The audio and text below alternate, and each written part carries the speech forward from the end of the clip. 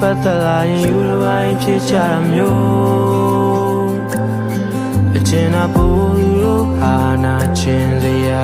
ပုံမြင်များနေတာအေးစလုံးနဲ့ရင်ဝင်မင်းနဲ့တွေ့မနှွေးလာလို့ဘယ်အရာကိုမှမပိုင်ဆိုင်တာနေတယောက်တည်းပဲကွာ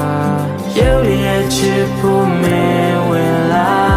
မတ်မဲတဲ့ခွဲလို့ထွက်သွား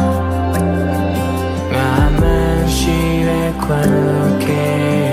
အစားထိုးပြီးမပြည့်ချင်မှလုံးမတွင်နေရောက်သွားငါသာချိန်ချိန်မဲ့ချရှုံးနေတာဟာ